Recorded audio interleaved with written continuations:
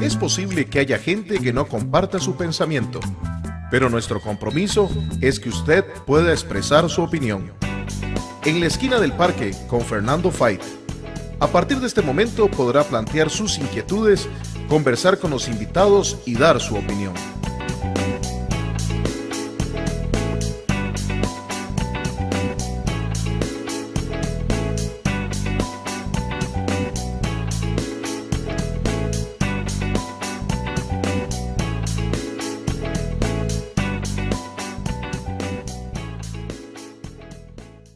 En la esquina del parque.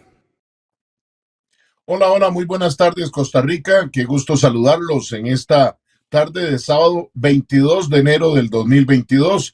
De regreso, después de algunas semanas que estuvimos con programas solo por Antena 6 Televisión, regresamos también hoy a nuestro Facebook Live de En la Esquina del Parque y por supuesto por medio de Antena 6 en Cable Cartago, Canal 22, Posex, Canal 22, Cable Sur, Canal 53, Cable Plus, Canal 78, Cable Centro, Canal 206 y Cable Santos, Canal 267. Su servidor y amigo Fernando Fait de verdad les agradece su compañía en esta tarde de viernes, nuestro programa 1806 y este 22 de enero es el 22º día del año, estamos empezando, nos restan 343 días para decirle adiós a 2022. Y en esta tarde de sábado vamos a estar conversando con don Pedro Aguilar Moya, economista y máster en riesgos, sobre las perspectivas económicas del primer semestre del 2022, donde además está inmerso el tema del proceso electoral y queremos conocer la opinión de nuestro invitado, también de algunas propuestas que han estado en el ambiente electoral en las últimas semanas relacionadas en el plano de lo económico. Así que acompáñenos. Saludos también a quienes nos siguen por el Facebook Live de Antena 6, Facebook Live de En la Esquina del Parque también, y esperando que cualquier consulta o comentario nos lo dejen o reporte de sintonía, nos lo dejen en cualquiera de esos dos Facebook Live o también por más adelante va usted a poder estar viendo en pantalla. Como siempre, en la esquina del parque hacemos un viaje por la historia nacional y mundial y nuestra sección en un día como hoy.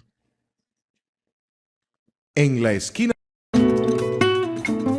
Les invitamos a que nos acompañen en un viaje a través de la historia nacional y mundial para darnos cuenta de los hechos de importancia sucedidos en un día como hoy.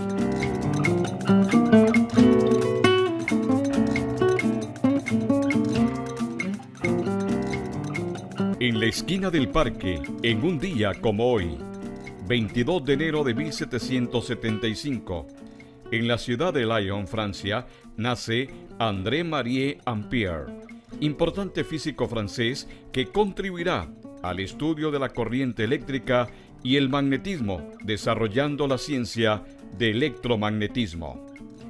22 de enero de 1831, Rafael Francisco Cejo asume la presidencia de la Asamblea Legislativa. 22 de enero de 1869, en Poro-Voskoy, Rusia, nace Rasputín, monje y letrado de origen campesino y místico que alcanzará gran influencia sobre la dinastía de los Romanov. Su enorme ascendiente en la corte imperial escandalizará a la opinión pública y la nobleza. 22 de enero de 1901, en su residencia de verano en Osborne, Isla de Wight, Reino Unido, fallece la reina Victoria de Inglaterra, finalizando una época en la que la mayoría de sus ciudadanos no conocieron a otro monarca. Su reinado, que abarcó más de medio siglo, fue testigo del apogeo de un imperio. 22 de enero de 1905, en San Petersburgo, Rusia, tiene lugar el denominado Domingo Sangriento, al morir cientos de trabajadores y sus familias en una marcha pacífica para entregar al zar una petición de mejoras laborales, que no responde a ninguna consigna política.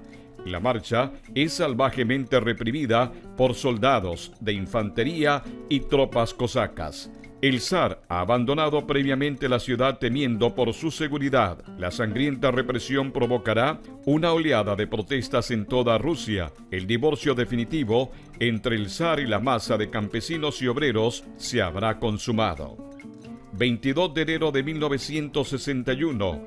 Enrique Calvao, capitán luso, al mando de un grupo armado, secuestra el transatlántico portugués Santa María para protestar contra las dos dictaduras existentes en la península ibérica, la de Franco y la de Salazar.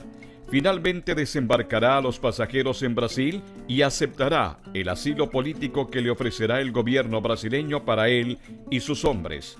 Visto que la armada portuguesa pretende hundir el buque. Y en un día como hoy, 22 de enero de 2006, en Bolivia, tras ganar en las elecciones del 18 de diciembre de 2005, rompiendo todos los pronósticos, Evo Morales accede a la presidencia de la República, convirtiéndose en el primer presidente indígena del país. Les invitamos a que nos acompañen en un viaje a través de la historia nacional y mundial para darnos cuenta de los hechos de importancia sucedidos en un día como hoy.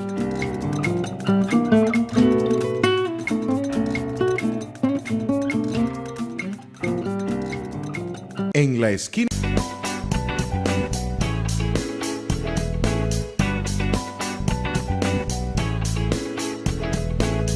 Aquí tengo la llave del portón, la llave de la casa y tengo la mejor llave de todas, la llave del voto. En Costa Rica entre todos decidimos. Por eso cuando votamos construimos democracia. Aquí cada voto cuenta y al gobierno llegarán las personas que elijamos. En estas elecciones votemos, porque somos un país donde libremente podemos participar en las grandes decisiones. El voto es la llave democrática para abrir nuevas oportunidades. Este 6 de febrero estará en sus manos. El Tribunal Supremo de Elecciones se lo garantiza.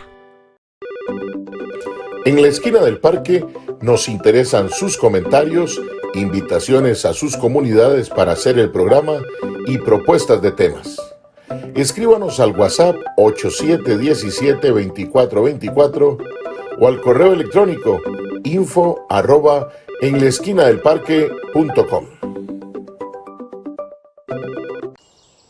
Pollo, mira, esta es exactamente la compu que necesito. ¿Vos crees que vos me puedas hacer el favor de comprarla con tu tarjeta? Claro, tío, yo puedo, pero usted no tiene tarjeta de débito. No, vos sabes que no. Ay, tío, usted está asociado de Copealianza. ¿Por qué no llamas al 2785-3000 y la solicitas? O es más, ¿por qué no va a una oficina y ahí le ayudan? Facilite su vida con la tarjeta de débito de Copealianza.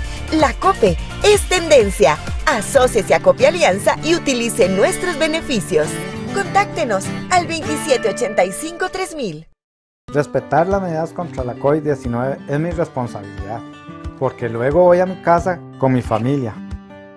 Yo tuve COVID, estuve internado 15 días, vi personas morir de lo que yo tenía, y eso no lo quiero para mi familia, ni para mis compañeros. Por eso uso mascarilla, mantengo la distancia, y me lavo las manos constantemente, y así los protejo a ellos.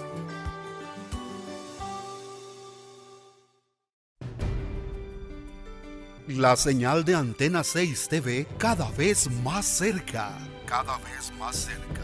Canal 267 de Cable Santos para la gran zona de Los Santos, Puriscal, Acosta, Acerrí y Desamparados. Canal 53 de Cable Sur para la zona sur de nuestro país. Canal 22 de Cable Cartago para la zona de la provincia Brumosa. Canal 78 de Cable Plus para el área del Caribe. Canal 22 de Vocex cubriendo toda el área metropolitana. Y Canal 206 de Cable Centro para el sur de nuestro país. Si aún no tiene nuestro canal, solicítelo ya a su operador de cable local. Somos Antena 6 TV. Más tele, más tuya, más nuestra.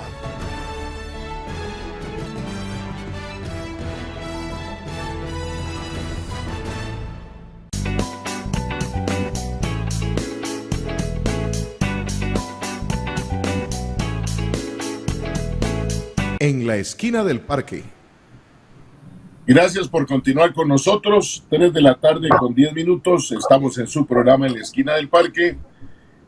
Agradecemos a nuestro invitado el día de hoy, don Pedro Aguilar Moya, economista, máster en riesgos, por acompañarnos para poder conversar sobre las perspectivas económicas del primer semestre del 2022.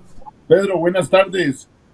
Usted muy contento en este 2022 porque cerró como campeón con su equipo herediano, hay que reconocerlo. Y eso fue un buen inicio de año para Pedro Aguilar Moya. Buenas tardes, don Fernando, buenas tardes a toda la gente que está en las diferentes plataformas sintonizado al programa. Y pues sí, ¿verdad? El año pasado estuvimos, no sé, recuerdo que fue por ahí como de julio, una cuestión así. Don Fernando estaba muy campante hablando de fútbol, pero le agradezco las felicitaciones, ¿verdad? Pero no, siempre disfrutando y aunque nos quejemos tanto del fútbol tico, siempre nos hace falta, y ahora todos con la roja puesta para esta semana que juega la selección, ¿verdad? El último cartucho que tenemos para ver si nos logramos colar en rumbo a Qatar. Pedro, muy importante, a diferencia del inicio del 2021, es que el 2020 nos cogió de sorpresa con la pandemia y nos golpeó bastante. Hoy, ¿cómo podés analizar, antes de entrar en el 22, el balance de cómo terminó ese 2021 en tema económico? Porque uno ve, adelantándonos, que hasta la posibilidad de renegociación con el Fondo Monetario, ahora se habla de otros términos por lo bien que se nos dio el 2021, pero en términos generales, ¿cómo ves este 2021 que recién dejamos? Algunos todavía hoy están de 53 de diciembre, no es nuestro caso, pero es importante. ¿Cómo ves esa perspectiva económica que terminó del 2021? Sí, yo creo que depende mucho de la arista en la cual pues estemos evaluándolo. Tal vez hace 12 meses, un poquito más, la principal preocupación y lo que encendía aún en medio de la pandemia todas las noticias era el tema fiscal, ¿verdad? Siempre ya venimos después del que se aprobó la ley de fortalecimiento de las finanzas públicas en el 2018. Eso ha seguido siendo un tema que todavía se agrava más con la pandemia, ¿no? Cuando el gobierno entonces da políticas de estímulo, temas como el bono proteger, los ingresos fiscales caen, entonces el tema fiscal estaba sumamente complicado. Algunos incluso más alarmados de la cuenta hablaban de que podíamos caer en una situación de impagos y demás. Yo creo que en esto tenemos que ser objetivos, y yo creo que cuentas más, cuentas menos, me parece que la actual gestión del ministro de Hacienda ha sido buena. Creo que ha sabido lidiar con las circunstancias que se ha enfrentado, con temas de negociaciones complicadísimas. Ha tenido algunas características del entorno que lo han favorecido también, y ahora más adelante vamos a ver que esas características de entorno posiblemente van a cambiar ya este año, pero creo que hoy por hoy las cifras fiscales, inclusive en datos recientes, se ha mostrado un superávit primario, que esa es la diferencia entre ingresos menos gastos, sin contar los intereses, y eso es positivo. Yo creo que también ahí se dio la mejora en la perspectiva sobre el riesgo del país. Sin embargo, el tema todavía no se ha solucionado, es decir, el problema de largo plazo continúa. Sin embargo, no le podemos, creo que no estaría bien restarle importancia a que inclusive hay que esperar la próxima semana que el Banco Central da cómo quedaron los números, ¿verdad?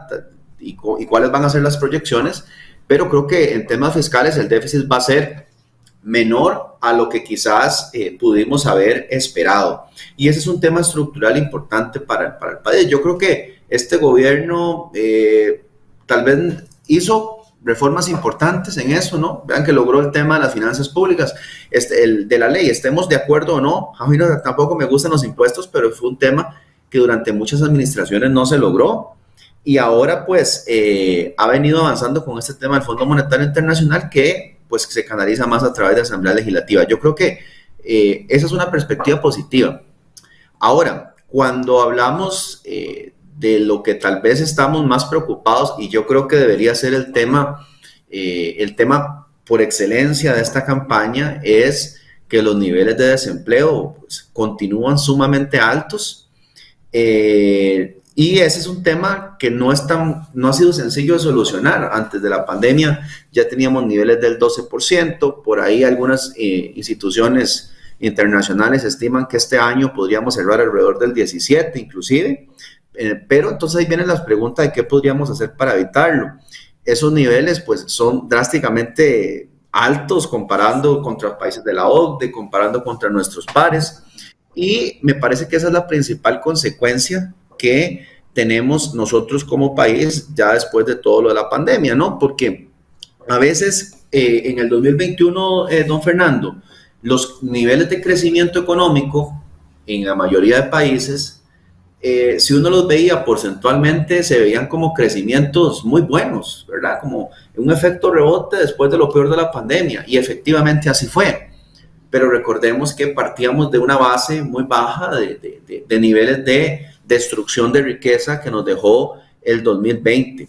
Y también hay una recuperación desigual. Los países avanzados, veamos el caso de Estados Unidos, la recuperación fue bastante agresiva, desempleos menores al 4%, y eso no necesariamente se replicó en otros países. Costa Rica tuvo el mismo efecto rebote a nivel de crecimiento económico, por supuesto, pero cuando uno ve que eso es insuficiente, es cuando uno lo compara con la generación de empleo, ¿verdad? Y ese creo que debería ser uno de los principales temas que nosotros tenemos que preocuparnos. Hay algunos que dicen que la mejor política social es el crecimiento económico. Yo creo que sí, siempre y cuando eso vaya a la mano de la generación de empleo. Entonces, ahí, digamos, desde esa perspectiva, yo creo que como país estamos en deuda con lo que tiene que ver con desempleo. A nivel de pobreza hubo una mejora este año, el año 2021 respecto a 2020, pero igual los niveles siguen siendo significativamente altos. Entonces, esas son algunas de las variables que tal vez podríamos mencionar. De entrada, creo que un balance positivo en lo fiscal, pero no quiere decir que estemos bien, ¿verdad? Sigue habiendo mucha incertidumbre. Como bien lo menciona usted, los políticos también mandan dobles señales, ¿verdad? Cuando le dicen a uno, bueno, estamos dispuestos a flexibilizar la regla fiscal dependiendo del tema. El dependiendo del tema siempre abre la discrecionalidad, abre la conveniencia muchas veces, entonces no estamos claros a qué nos enfrentaríamos. Cuando dicen sí al acuerdo con el fondo, pero no entonces nos surge la pregunta, ¿bajo qué condiciones podrían ser? ¿Qué implicaría eso a nivel de asamblea legislativa, si es que esto se sigue tardando? Y de una asamblea legislativa que posiblemente va a estar todavía más fraccionada que la actual. Entonces, esos elementos de incertidumbre creo que nos podrían complicar un poco lo que se ha ganado en estos meses, que yo no le resto valor, pero sí hay temas estructurales que no necesariamente se están enfrentando, sea por el lado de generación de ingresos a través de impuestos, o sea con temas de gastos o reformas estructurales como empleo público, independientemente de lo que sea, ¿no? Lo que el fondo está buscando al final es una receta, no nos dice cómo, nosotros deberíamos de tratar de generarla, y eso creo que sigue teniendo una incertidumbre importante. Ahora, ligado a esta parte de la política, hay algo clave, ¿verdad?, que también la gente tiene que incorporar. Sí, Costa Rica en este momento es de atención sobre la evolución que pueda tener la persona que vaya a ganar y más o menos la política económica que se visualice con ello. No es cierto que porque somos un país pequeño, entonces es vender fantasmas y un montón de cosas, como se dice a veces. Entonces, posiblemente vamos a ir a segunda ronda. Entonces, yo creo que si los candidatos que estén en segunda ronda a nivel de política macroeconómica pues son cosas relativamente parecidas, similares, amigables, ¿no? A todos estos temas de apertura comercial, de crecimiento económico, no creo que genere ruido, pero si no es así, yo sí creo que nos podríamos complicar con una gradita adicional. Así que yo creo que el 2020... Pedro, sí.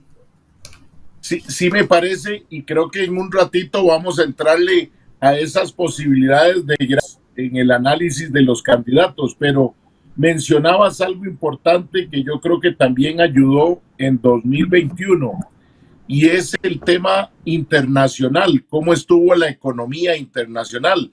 Entonces me gustaría también poder escuchar un breve análisis tuyo, porque creo que marcó también una diferencia. Algunos creyeron que los mercados iban a caer por el COVID y al final hubo una suerte de un buen manejo, pero que tampoco, como uno podría atreverse a decir, no es eterno esa buena situación de los mercados internacionales, y también la imagen de Costa Rica en ese entorno, que es un elemento importante, aún con la firma con el Fondo Monetario. ¿Qué tan bien o qué tan mal sigue nuestra imagen afuera, Pedro? Sí, hay algo interesante. Efectivamente, bueno, cuando se da los primeros eventos de la pandemia, los mercados internacionales, por supuesto, cayeron, pero también, así como cayeron de rápido, también se recuperaron muy rápido. Y ese es uno de los puntos a destacar.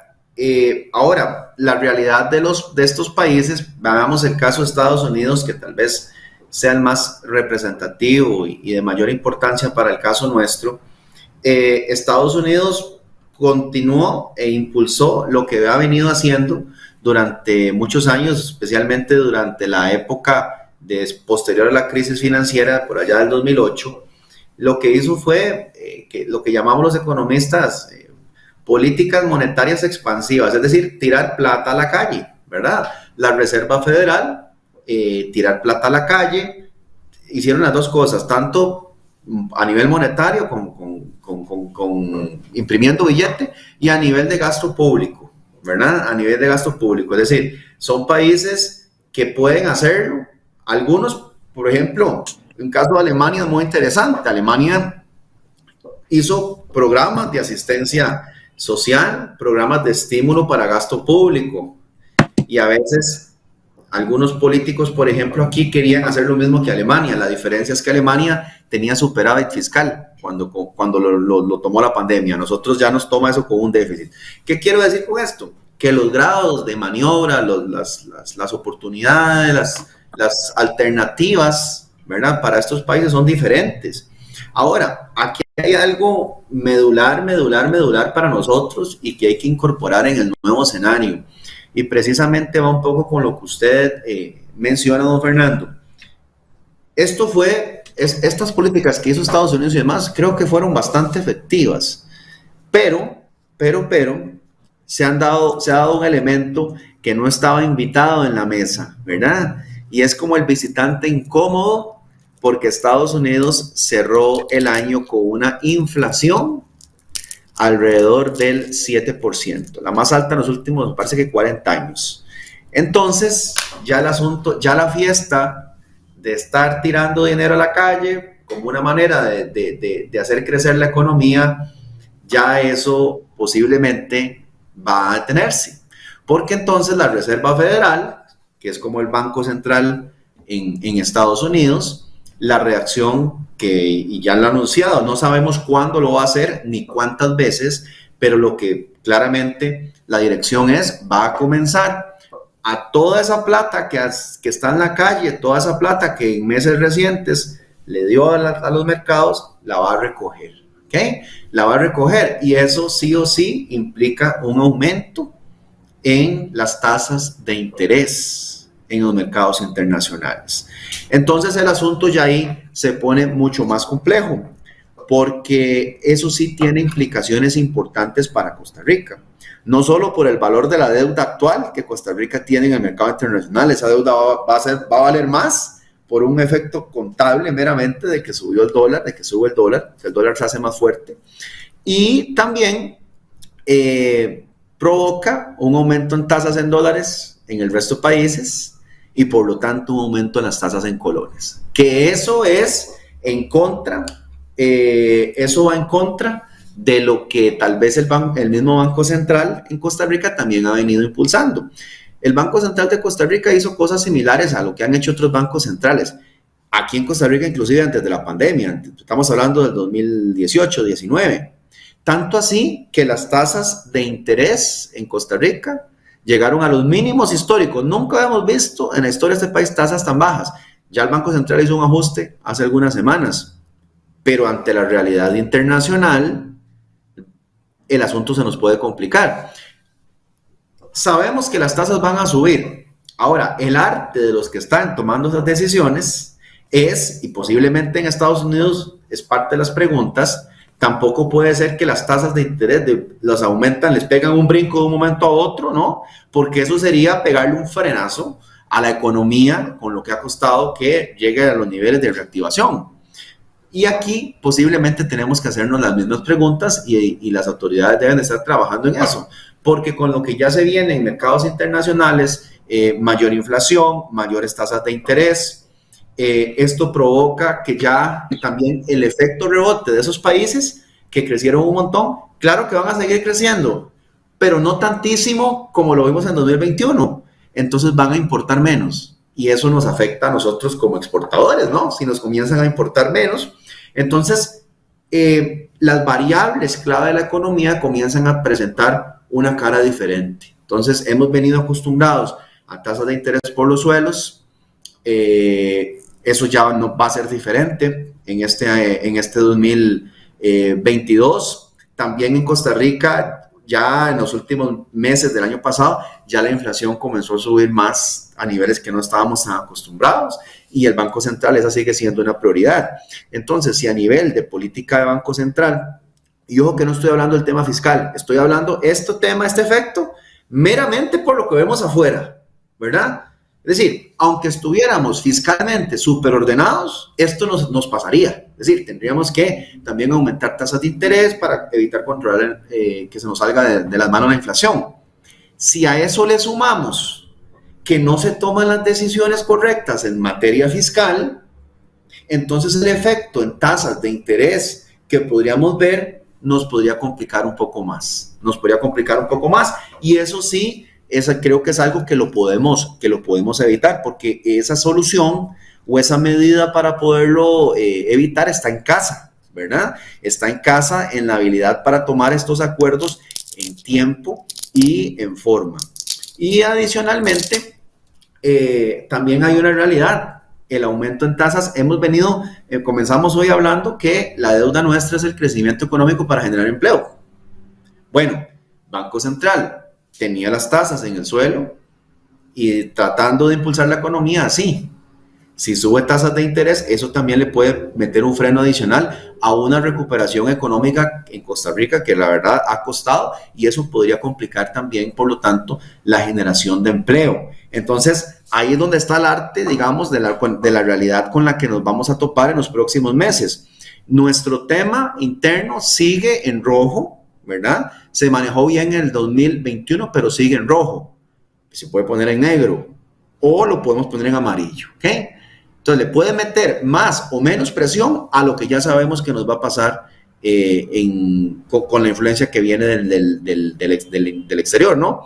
Entonces creo que esa combinación de cosas van a ser esenciales y la lectura y el seguimiento de esto va a ser muy importante, pues para tomar decisiones, ¿no? Como país y en cada una de las diferentes sectores.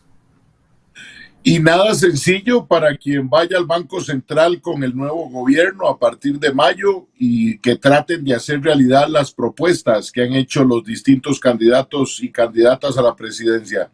Son las 3 de la tarde con 30 minutos. Permítanos ir a un corte comercial para regresar y conversar con nuestro invitado del día de hoy sobre esas propuestas en materia económica. ¿Será posible eliminar impuestos? ¿Será posible bajar el IVA, la renta? Lo conversamos con nuestro invitado cuando regresemos. Con permiso, ya casi volvemos. En la esquina.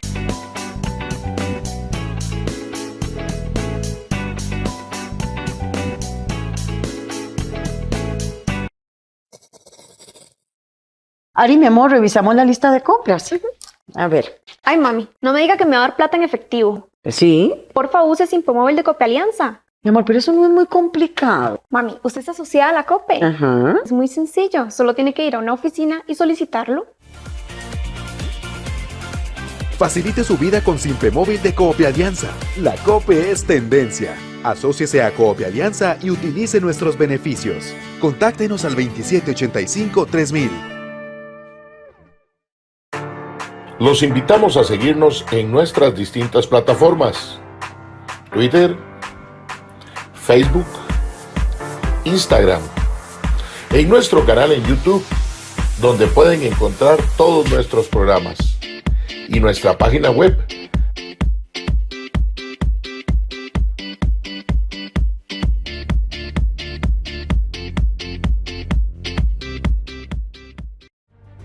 Monteverde se ha convertido en mi comunidad y entre todos nos cuidamos. Al entrar a mi negocio hay que usar mascarilla, lavarse las manos y mantener la distancia. Yo tuve COVID, pasé por momentos muy duros y no quiero eso para mi familia ni para mis vecinos y amigos. Queremos que más personas puedan conocer este maravilloso país con seguridad. Y eso solo se logra si nos cuidamos todos.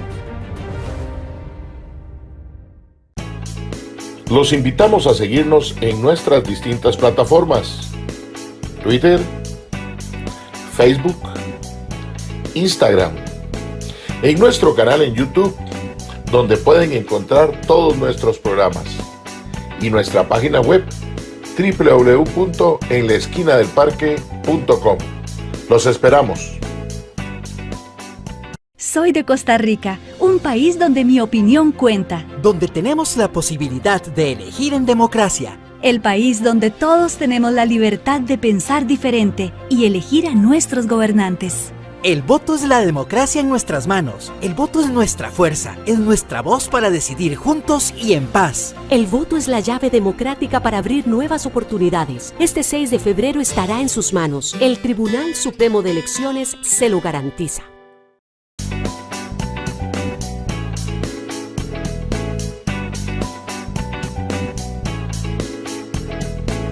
En la esquina del parque.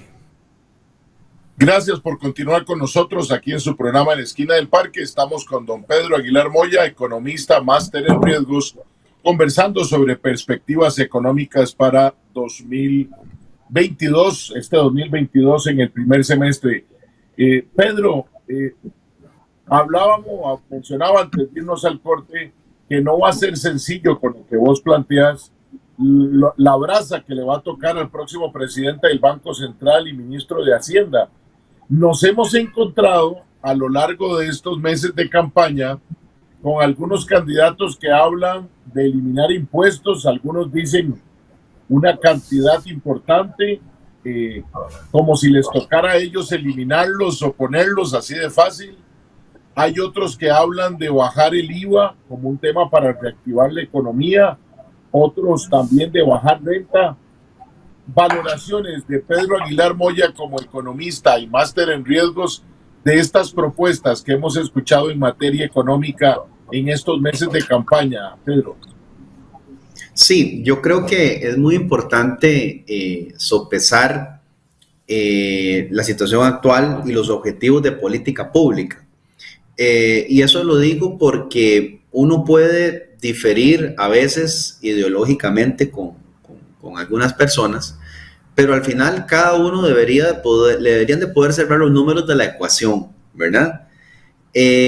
Los temas de reducción o posible reducción de impuestos, y creo que en algún momento lo hemos conversado, para un país como Costa Rica, uno diría, bueno, no, en Costa Rica en este momento no podemos tampoco disminuir muy agresivamente los impuestos porque, por ejemplo, en el caso del IVA, pues ciertamente se ha convertido en un impulso importante para los ingresos tributarios. Hoy por hoy lo es. Entonces, y además hay algo interesante también. También tiene un efecto indirecto en la mejora de la recaudación de la renta. Por ejemplo, Costa Rica el año pasado tuvo niveles de recaudación muy buenos en medio de la recuperación económica, a pesar de que no son las mejores cifras. La recaudación anduvo muy bien. Renta ha mejorado mucho la recaudación y yo tengo la hipótesis de que eso es en parte gracias al IVA, a la factura electrónica y un montón de cosas más, porque de alguna manera el ciudadano lo que reporta en IVA también lo reporta en renta, ¿no? De alguna forma dicen, bueno, en algún momento me van a cruzar la información. Entonces yo creo que ha sido un efecto positivo en ese sentido. Sin embargo, ciertamente nuestras cargas tributarias son muy altas. Ya hay estadísticas, hay índices que lo han mencionado en diferentes oportunidades. Y el tema no es que sean altas, ¿verdad? Yo creo que, insisto, sin sesgo ideológico, una sociedad puede escoger tener niveles de cargas tributarias, de impuestos altos por las razones que sean. ¿Okay? El tema es que cuando nosotros buscamos ya eficientizar los temas impositivos, ciertamente la evidencia empírica dice que cuando un país tiene cargas impositivas tan altas y pensamos en ponerlas más altas, eso en lugar de generar más ingresos los reduce porque destruye riqueza, ¿verdad? O sea, ya se hace, pensemos en un pequeño empresario que le cuesta el tema de formalizarse, que no entiende mucho del IVA, ¿verdad? Y a la vez le ponen renta y a la vez los permisos y las cargas sociales, ¿verdad? Entonces, si eso se hace cada vez más costoso, lo que hace simplemente es o no formaliza su empresa o no tiene las capacidades en cantidad para emprender. Entonces no reactiva la economía. Hay un par de estudios que mencionan que en el caso costarricense hay un estudio del Instituto de Investigaciones de Económicas de la UCR que ellos dicen que, por ejemplo, cambiando un poco los tramos de renta y bajando el IVA del 13 al 11 podría tener un efecto donde más bien se recaude más. Y uno dirá, bueno, pero ¿cómo se va a recaudar más si bajan los impuestos? Bueno, porque eso sí le pone un punto de inflexión a la economía.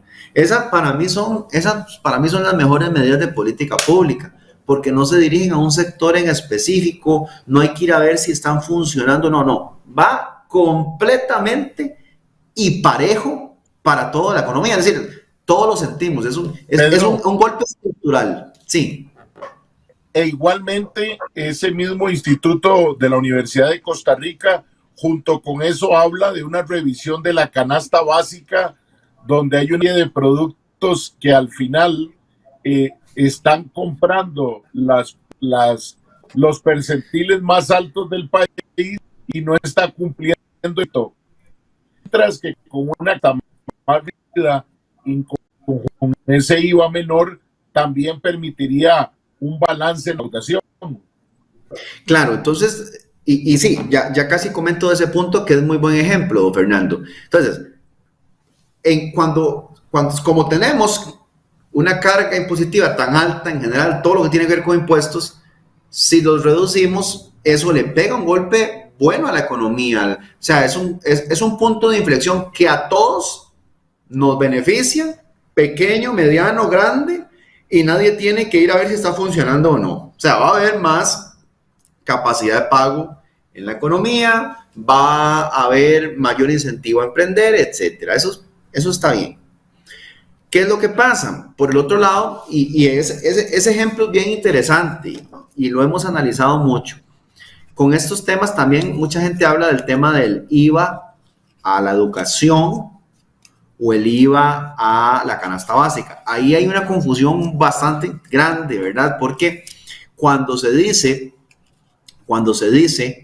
que hay que de hecho está así, ¿no? El IVA que tiene a la canasta básica me parece que es reducido, me parece que es del 1%, me parece que salud tiene un 2%, educación un 4%. Salud y educación con un 2%. Exactamente. Entonces, eso parece ser, cuando dicen canasta básica, como el mínimo, se piensa en eso, ¿no? Entonces parece que está muy bien intencionado, ¿no? Como, bueno, la canasta básica, que es lo que al menos consume la gente de menores ingresos, pongámosle menos impuestos. ¿Qué es lo que pasa? Ese tipo de diferenciaciones así, cuando empezamos a hacer esas diferenciaciones, realmente no logran el cometido. ¿Por qué? Pensemos que la misma canasta básica que consumen, y hablemos de arroz, frijoles, lo básico, ¿no? Que consume alguien en la Carpio, ¿verdad? Alguien que sea de escasos recursos, por poner un ejemplo, puede ser exactamente igual en algunos productos que el que consume a alguien que viva en los condominios de San Rafael de Escazú. Y los dos pagan el mismo porcentaje. ¿Ya? Entonces, realmente, y ahí me parece que, creo que ha sido el candidato, me parece que es candidato Chávez, Rodrigo Chávez, que él lo plantea, ¿no? Y lo ha dicho, porque eso, cuando se pueden aprovechar mucho las bases de Mideplan, etcétera, que sería mejor cobrarle parejo el IVA del 13%, supongamos, ¿no? Así como está hoy por hoy, 13% canasta básica para todos, ¿ok? Entonces, ¿qué pasa? La gente que tiene plata, que lo podía pagar, lo va a pagar sin ningún problema. Y la gente que sí se ve afectada, que es la gente de menores recursos, entonces a esa gente sí se le hace un mecanismo de devolución del IVA, ¿ok? Eso se puede hacer, eso no es difícil. Bueno, Proteger tuvo sus errores, ¿verdad? Que se le asignó a gente que no tenía, etcétera, pero son cosas que se pueden optimizar, pero eso se puede hacer. Entonces, eso a nivel de recaudación, usted genera más, porque toda esa gente que antes no pagaba el IVA de canasta básica, sí lo puede pagar, y no se está afectando al más pobre. Doy otro ejemplo muy claro. Pedro. Sí. Porque para continuar con ese ejemplo, para que la gente no nos malentienda en el tema de lo que plantea Pedro como posibilidad de igualdad, es que mientras una persona de lo que llaman un percentil más bajo, o hablemoslo en tico, del que tiene menos ingreso, solo compra 1 kilo de arroz que está en canasta básica, el que tiene buenas condiciones va y compra 5 kilos de arroz. Entonces, aunque hay un tema de IVA igual para los dos, por supuesto que de sobremanera favorece al que tiene más recursos para comprar más producto de lo que está en esa canasta básica.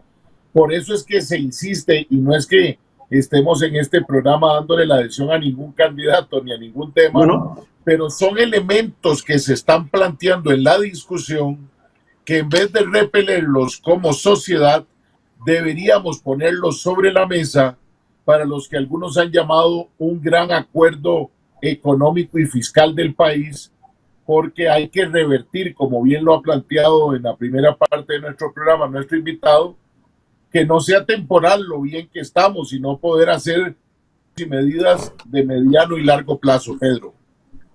Sí, de igual manera uno podría irse a analizar, ¿verdad?, quiénes son los que accesan mayoritariamente a los servicios de salud. Yo creo que no son los pobres, creo que es la gente de mayor ingreso que muchas veces dice, no, yo, por ejemplo, en ciertas cosas no voy a la caja.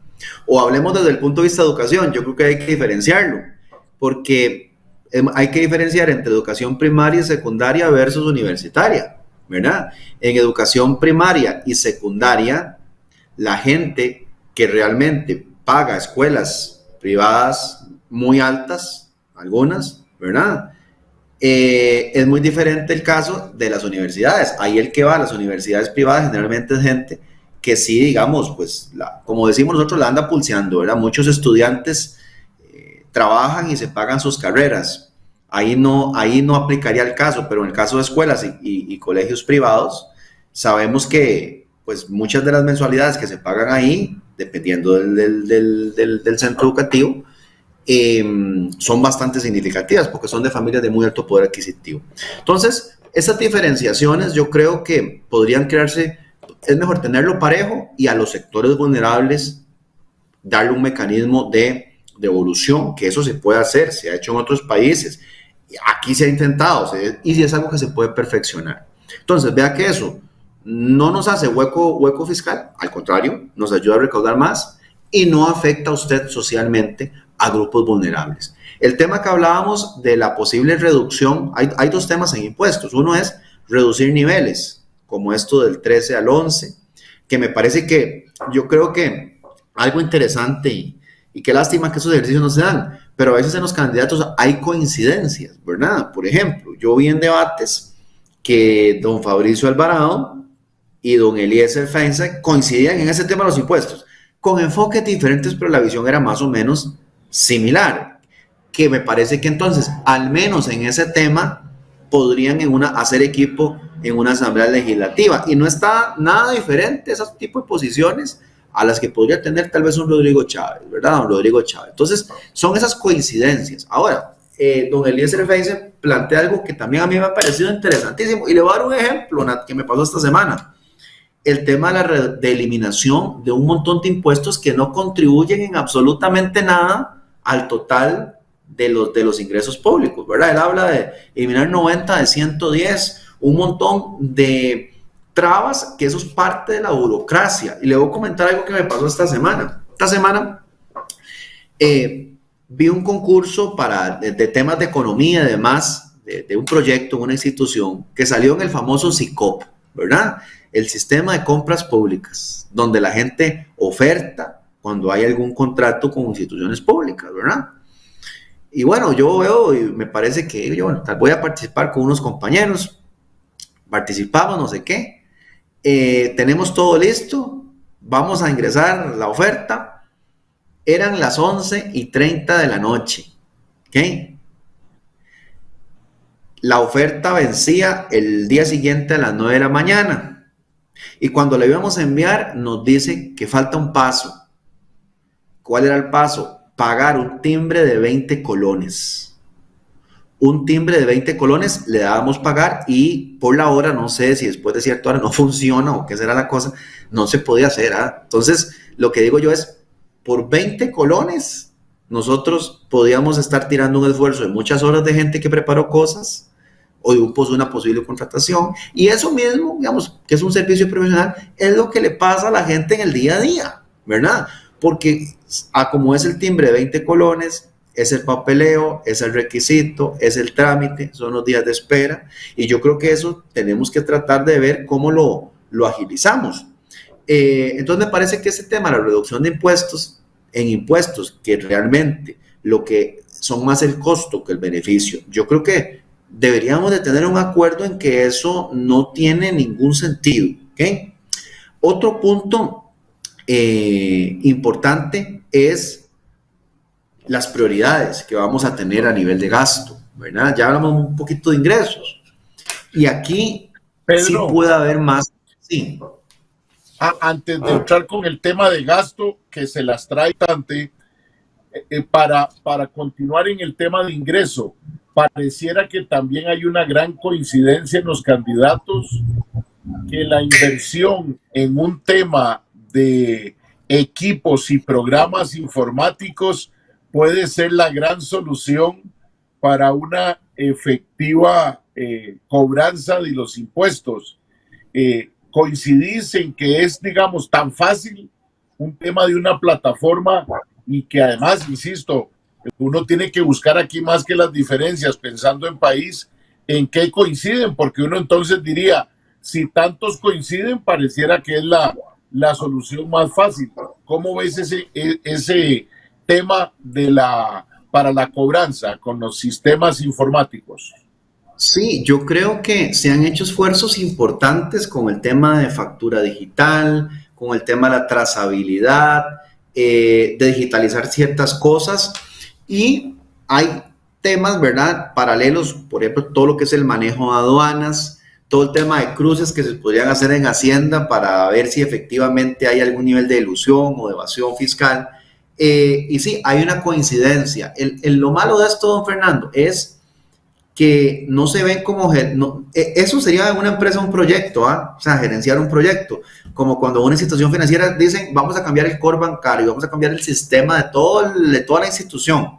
Eso puede durar años o muchos meses, necesita la coordinación de mucha gente, y eso tiene que tener un orden. Entonces, la solución me parece que está clarísima, ¿verdad?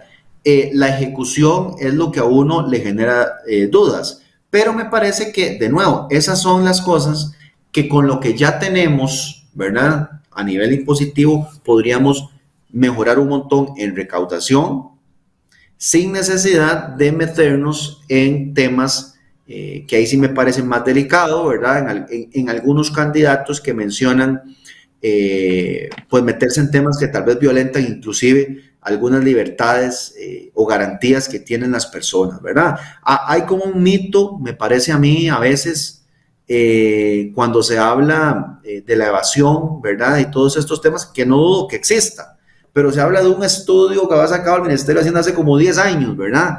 Antes de que se hubieran dado un montón de mejoras, y que dicha que se han dado. Entonces yo creo que tal vez, por supuesto que se podría estar recaudando muchísimo, lamentablemente ocurren estas cosas, pero tal vez lo que se cree, ¿verdad? De que del tema de los evasores y todo esto, tal vez no sea tanto como mucha gente cree, porque sí se han venido tomando algunas medidas que creo que han sido efectivas también. Pedro, también en este tema de impuestos y recaudación, hay algunos que hablan y han propuesto la posibilidad de que las cargas sociales se cambien por un tema de algún impuesto directo. ¿Cómo ves también ese escenario? Yo esperaría además para que, pasado nuestro corte dentro de algunos minutos, en la segunda parte le entremos ya al tema de que se llenan de plata y se ponen creativos a gastar. Y en eso no hemos encontrado tampoco tantas coincidencias como desearíamos, pero antes de eso, ¿cómo ves esta posibilidad de un impuesto para quitar cargas sociales de algunas instituciones como FODESAF, como el tema IMAS, cuidado, no, hasta Banco Popular, que están por ahí presentes en esas cargas sociales? Sí, yo creo que ahí es muy importante ver el tema integralmente y quitarle el sesgo ideológico, ¿verdad? Porque cuando uno dice bajar cargas sociales, tal vez la primera respuesta que alguien le va a dar a uno es: usted quiere debilitar la caja, qué barbaridad, ¿cómo se le ocurre? Y no es así, ¿verdad? Más bien, vea que nosotros hoy hablamos que tenemos un problema de desempleo en Costa Rica, pero la mitad de la gente, más o menos la mitad de la gente que tiene trabajo es trabajo informal. Esa gente, la mitad de la gente que trabaja es informal, y esa gente no contribuye hoy por hoy a la seguridad social del país. En parte, ¿por qué? Por lo caro que es formalizarse. ¿Okay? Entonces, si nosotros lográramos hacer más fácil y más barato, digámoslo más barato para entenderlo, que gran parte de esta masa informal se integre a la formalidad, podemos más bien incrementar los ingresos que percibe la caja. ¿Okay? Ahora, creo que hay que analizar bien cuáles son las necesidades que como país queremos para generar, por ejemplo, cargas para fiscales o parte de lo que financia la seguridad social. Y si tienen que mantenerse, pues puede ser a través de un impuesto, como bien lo menciona usted, don Fernando. Pero el tema seguridad social y formalidad, igual lo que hablamos con las condiciones de los trabajadores independientes, ¿verdad? Es decir, los trabajadores independientes es mucho más complicado, ¿verdad? Que cuando uno es asalariado. Y en parte eso explica... Y ni qué decir de los profesionales liberales cobrándoles 10 años para atrás para esa formalización, claro, que usted dice tan complicada como es en nuestro país. Claro, y usted vio qué sencillo que se resolvió el tema, por ejemplo, del marchamo, ¿verdad? Que tal vez no tendría una implicación en serie positiva como la que podría tener aquí, en este tema, ¿no? Para que la gente pueda volver a estar en reglas con la caja. Entonces todo esto se trata de un fortalecimiento de la misma institución, pero también de aumentar la base de personas que cotizan, igualar o mejorar las condiciones que le ponen a los trabajadores independientes. Muchos ¿verdad? Que por eso no ingresan al sistema formal. Entonces, ahí creo que no hay tanta coincidencia porque hay un poco de sesgo, pero podrían perfectamente alinearse algunos temas. Hay algo que a mí me inquieta mucho y me llama la atención que no se mencione, y es, don Fernando, cuando a veces se dice que una asamblea legislativa, por ejemplo, o que un gobierno, en un gobierno cuando sacan muchas leyes, el que más leyes ha aprobado es súper efectivo. Y yo creo que también ha llegado el momento donde se han aprobado tantas leyes que yo creo que es un momento para que expertos puedan entender, no solo desde el punto de vista de derecho, sino desde el punto de vista funcional de nuestra sociedad hoy, qué se podría quitar, derogar, muchas cosas que ya no son necesarias, que el país no necesita. Y con este tema fiscal, ¿cuántos destinos específicos se han hecho en Costa Rica? Muchos se crearon sin una fuente de dónde iba a saber la plata, y muy poco se sabe cómo se maneja la plata, qué calidad y qué efectos tiene. Porque un destino específico, por ejemplo, Fernando, si estamos en un momento, ¿verdad?, donde hay ciertas poblaciones vulnerables, posiblemente como sociedad en Costa Rica quiera tener un destino específico para hacer una política social de ayudar, qué sé yo, al sector, no voy a decir características, que está en cierto cantón. Y eso se puede tener por 10 años. Pero eso no podemos, la idea es que se les da el destino específico para que la comunidad o las personas puedan salir adelante, tengan oportunidades y después estén taco a taco con los demás. No se puede convertir en un destino permanente, porque si no se convierte en asistencialismo, ¿verdad? Y si todos los proyectos que hacemos los manejamos igual, no va a alcanzar la plata nunca. Entonces, los destinos específicos que han surgido en Costa Rica se han llevado de esa manera, se han hecho no solo sin financiamiento, sino permanentes al punto de que después se vuelven incuestionables. Entonces yo creo que ahí también vale hacer una revisión, ¿verdad? Una revisión de qué incentivos o qué exoneraciones tenemos hoy que valen la pena, que nos fortalecen en un sector o a nivel de la economía general, y cuáles no. Sí, que coincido con usted, Pedro, y pongo un ejemplo de uno que yo en lo personal creo que es válido, como es el tema en el recibo de electricidad con los bomberos, porque la posibilidad de un incendio nos puede dar toda la vida y es un tema solidario en el que todos participamos y creo que en el que todos hemos coincidido, más no en algunos específicos que se quedan en algunos cantones del país, que podrían ser hasta rotativos para que llegue a todos, no que se quede en una zona. Pero Pedro, creo que también los medios de comunicación han tienen su parte en esto de que la Asamblea Legislativa saque leyes, porque lastimosamente muchos medios fuertes, noticieros, insisten en la poca productividad de una Asamblea Legislativa.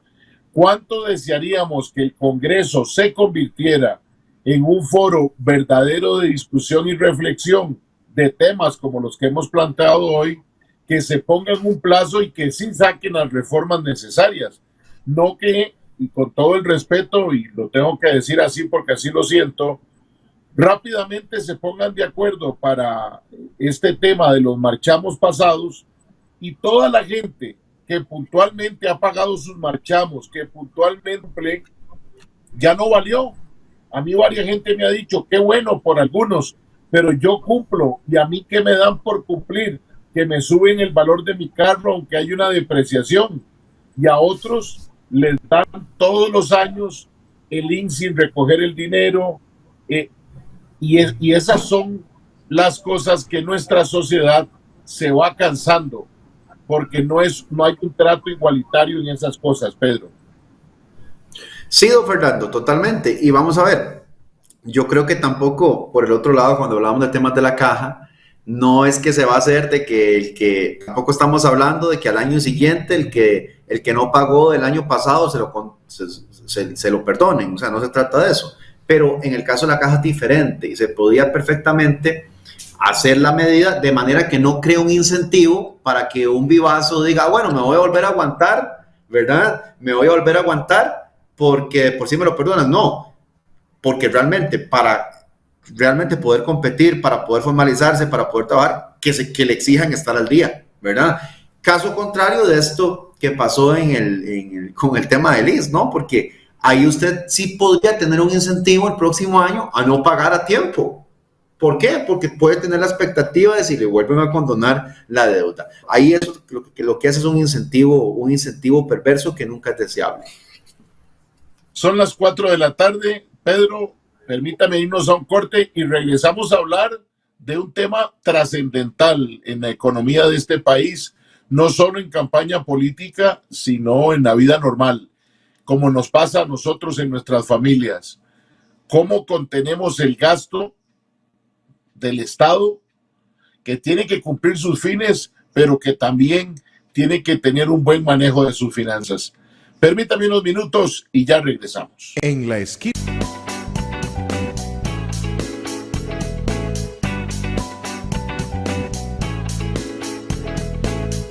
Respetar las medidas contra la COVID-19 es mi responsabilidad, porque luego voy a mi casa con mi familia. Yo tuve COVID, estuve internado 15 días, vi personas morir de lo que yo tenía, y eso no lo quiero para mi familia, ni para mis compañeros. Por eso uso mascarilla, mantengo la distancia, y me lavo las manos constantemente, y así los protejo a ellos. Mi voto es una llave. Mi voto abre nuevas oportunidades. En democracia, el voto es la llave que abre caminos para seguir adelante. Y el próximo 6 de febrero tendremos en nuestras manos la oportunidad de decidir el futuro que queremos para Costa Rica. Entre todos elegiremos a las autoridades que nos representarán durante los próximos 4 años. Usemos esa llave y votemos. El voto es la llave democrática para abrir nuevas oportunidades. Este 6 de febrero estará en sus manos. El Tribunal Supremo de Elecciones se lo garantiza. En la esquina del parque nos interesan sus comentarios, invitaciones a sus comunidades para hacer el programa y propuestas de temas. Escríbanos al WhatsApp 8717-2424 o al correo electrónico info@enlaesquinadelparque.com.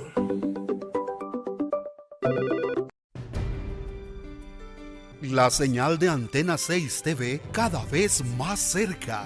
Cada vez más cerca. Canal 267 de Cable Santos para la gran zona de Los Santos, Puriscal, Acosta, Acerrí y Desamparados. Canal 53 de Cable Sur para la zona sur de nuestro país. Canal 22 de Cable Cartago para la zona de la provincia Brumosa. Canal 78 de Cable Plus para el área del Caribe. Canal 22 de Vocex cubriendo toda el área metropolitana. Y Canal 206 de Cable Centro para el sur de nuestro país. Si aún no tiene nuestro canal, solicítelo ya a su operador de cable local. Somos Antena 6 TV. Más tele, más tuya, más nuestra.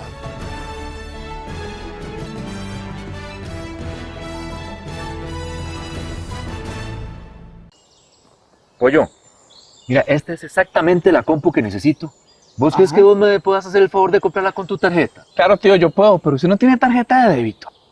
No, vos sabes que no. Ay, tío, usted está asociado de Copealianza. ¿Por qué no llamas al 2785-3000 y la solicitas? O es más, ¿por qué no va a una oficina y ahí le ayudan? Facilite su vida con la tarjeta de débito de Copealianza. La COPE es tendencia. Asóciese a Copealianza y utilice nuestros beneficios. Contáctenos al 2785-3000.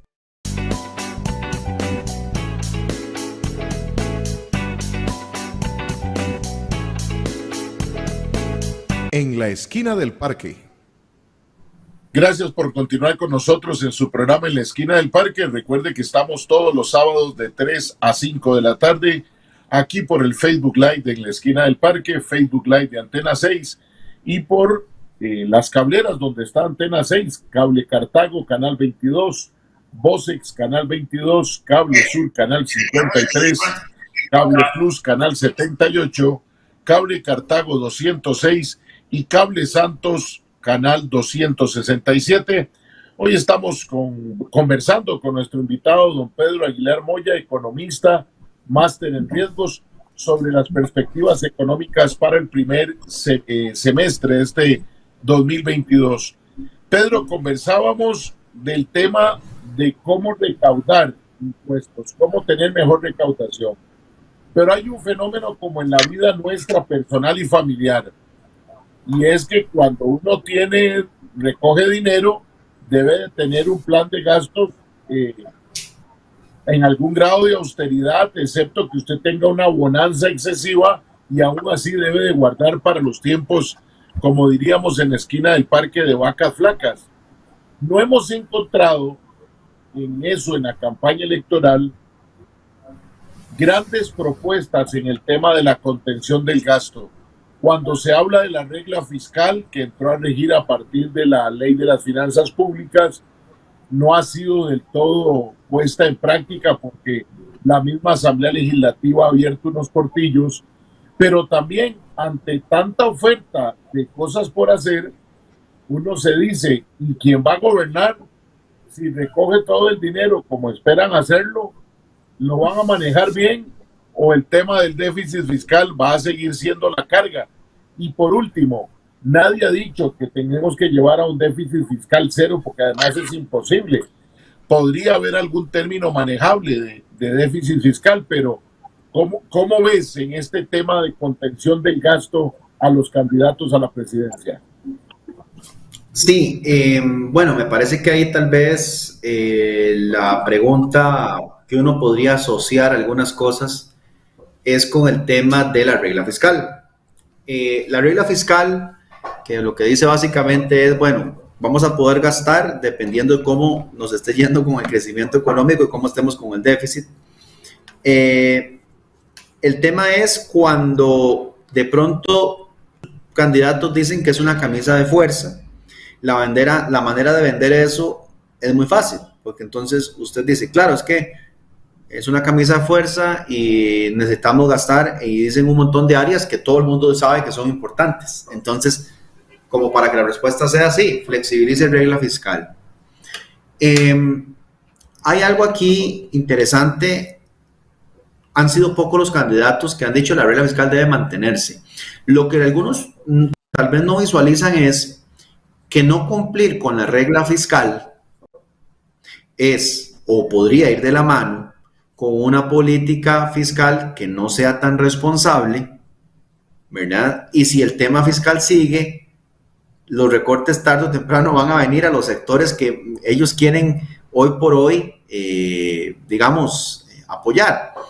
Hay elementos que le dejan a uno todas las dudas para poder pensar eso, toda esa malicia indígena, para ver que eso puede pasar, y es cuando en la asamblea pues dan el visto bueno para eximir a las municipalidades, ¿no? de un acuerdo. Entonces, si lo hacen las municipalidades, lo va a querer hacer todas las instituciones autónomas. Entonces, al final, todo el mundo sigue con la misma fiesta de antes. Entonces, aquí yo creo que sí, hay que tener una posición puntual, pero a veces se asume que porque se gasta menos, vamos a perder inversión social. Hace unos días, y eso voy a decirles tal vez los nombres de los autores, porque ellos han venido trabajando este tema año a año, en los años recientes. Y uno es un profesor pues, de economía laboral, ya está pensionado, buenísimo, don Juan Diego Trejos, y también una economista que se llama Catherine Mata. Ellos han hecho varios estudios para el Estado de la Nación sobre un concepto de el índice de inversión social pública. ¿Okay? Analizan el índice de inversión social pública, su evolución desde los años 80 hasta ahora, ¿verdad? Tiene muchas definiciones, ha cambiado en forma y fondo, tiene interpretaciones, pero la tendencia que el país ha mantenido en el largo plazo, en el tiempo, es una línea creciente. Cuando uno ve cómo se ha comportado en términos reales la inversión social pública en Costa Rica. No es cierto que no se estén dando los presupuestos o no se hayan hecho las inversiones necesarias en los sectores para los temas que hay que atacar. Me parece a mí que el ejemplo más claro que tenemos es lo que pasa en la educación, ¿verdad? En Costa Rica se peleó, se hizo constitucional el tema del 8% del Producto Interno Bruto para educación, ¿sí? No es por falta de plata, supuestamente, y veamos el estado en el cual se encuentra en este momento y la realidad que tiene el país, ¿no? Que ha venido un deterioro y que estalló con el apagón educativo y todo lo que ya ha venido pasando. Entonces, ¿qué quiero decir con esto? Que me parece que más allá de estar preocupados por lo que pasa en temas fiscales, para lo que sí queremos es tener la plata, sería muy interesante entender la calidad de ese gasto. Por ejemplo, yo estoy diciendo aquí que ese gasto ha venido creciendo en el tiempo en términos reales. Bueno, ¿y cuáles son los resultados? ¿O es que se están haciendo las inversiones donde no tienen que hacerse? ¿O se siguen haciendo en sectores que ya no lo necesitan? Lo que hablaba ahora. Si puede ser viable y útil dirigir recursos a alguien que están con malas condiciones hoy, pero mañana tengo que cambiar del destino al que sí lo necesita, porque el que le ayudé ayer tal vez ya está en mejores condiciones. Entonces, todos esos temas, lo que pasa es que una vez que yo recibo el privilegio una vez, o el beneficio o el subsidio, quiero recibirlo mañana y también pasado mañana, a pesar de que hay otros que también lo necesitan tanto como yo lo necesité ayer. Entonces, ahí es donde yo creo que la política pública... Pedro, tampoco como Estado velamos porque una vez que los entreguemos, revisemos qué tal se están utilizando, como lo estás planteando. Porque, por supuesto que el que lo recibe, perdónenme la expresión coloquial, ni tonto que fuera, que va a querer seguir recibiéndolo. Pero si el que lo da no lo cuida como si fueran bienes de difunto, por supuesto que está actuando mal y no está cumpliendo con todos sus deberes, más que hablamos del Estado costarricense. Claro, claro. Entonces, yo creo que debemos de concentrarnos más en entender que también en calidad funciona, la calidad del gasto. Muchas veces, para mí el mejor ejemplo es lo que pasa con la educación. No se trata en asegurar un presupuesto mínimo porque creemos que es importantísimo, y con el tema de la educación pública en Costa Rica, que también es muy importante. Además, voy a dar un ejemplo.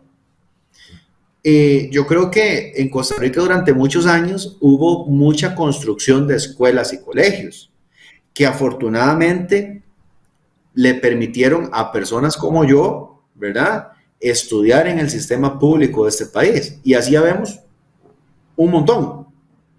Eso en medio de otra dinámica poblacional, demográfica, ¿verdad? Entonces yo a veces me he cuestionado si realmente se han evaluado, si más bien hay muchas escuelas o colegios que hoy por hoy no son necesarios, ¿verdad? Porque hoy las familias costarricenses no tienen tantos hijos, ¿verdad? Ha cambiado la estructura de esas características de la población. Entonces, y así como cambian los temas estructurales, entonces tenemos que cambiar la forma de abordarlos a nivel de política pública. Y aquí estamos hablando meramente de algo cuantitativo, no nos metemos ni en la calidad de la educación ni en los modelos educativos, eso habrá otro tema, ¿no? Pero estoy hablando meramente de lo que es necesario en cantidad. Entonces, si hay algunas poblaciones vulnerables en zonas lejanas que tal vez no tienen la escuela, pues construyamos la escuela ahí. Pero yo no sé si tantas escuelas en el centro de San José siguen siendo tan necesarias como antes, ¿verdad? Habría que valorarlo. Y eso es parte de evaluar la eficiencia de dónde estamos dirigiendo los recursos. Y pongo el ejemplo de la educación, pero igual lo que pasa en el sistema financiero para la vivienda, ¿no? La gran cantidad de instituciones que existen, que no necesariamente están coordinadas, y a veces a nivel de noticias salen que una no puede hacer una porque es competencia de la otra. Yo creo que eso debería haber ahí un ente rector que pueda ganar en eficiencias en cuanto a eso. Ya hemos hablado muchas veces vamos a ver, en Costa Rica la pobreza no disminuye, no por falta de programas, ni por falta de instituciones. Es decir, Costa Rica sí ha escogido un modelo de desarrollo donde el Estado trata de garantizar este tipo de cosas y hace instituciones, y hace políticas, y hace programas, y les da presupuesto. Y la meta debe ser fortaleciéndolo en la eficiencia, no buscando eliminarlo como algunos o lo quieren o lo malinterpretan, Pedro. Claro, y también, don Fernando, puede ser que hayan políticas, puede que hayan algunas que fueron muy buenas en algún momento, cumplieron su meta, ¿verdad? Y ya haya que reinventarlas en otras, ¿verdad? Y es parte de lo importante del diagnóstico socioeconómico que tenemos que tener de las personas. Por ejemplo, la discusión que venimos haciendo, ahora para ligarlo con el tema educativo, la discusión que venimos haciendo sobre el modelo de productivo que tenemos en el país, donde la pequeña y mediana empresa representa 97.5% de todas las empresas, genera por lo menos un tercio de todo el empleo del país, pero ¿cómo le cuesta? Todo lo que hemos hablado aquí son peros para este sector: la formalidad, los impuestos, la tramitología. ¿Qué ha pasado paralelamente? El modelo de zonas francas que está hoy por hoy ha sido muy exitoso para un grupo, ¿verdad? Ha sido muy exitoso para sectores que son intensivos en servicios de alto valor agregado y para personas que hablan inglés, que son amigas de la tecnología, que tienen esas características. Y eso me parece buenísimo, buenísimo. Pero entonces, más abajo, tenemos que tratar de entender dos cosas. Desde el lado del sistema educativo, ¿qué habilidades tenemos que desarrollarle a la gente? Entonces, esos presupuestos no tienen que estar tanto en función a la cantidad de cosas que tenemos, sino a la calidad de lo que hacemos donde ya está la gente, para tratar de ir cerrando esa brecha, ¿verdad? Y que mucha de esta gente del sistema educativo público también tenga cabida en ese sector.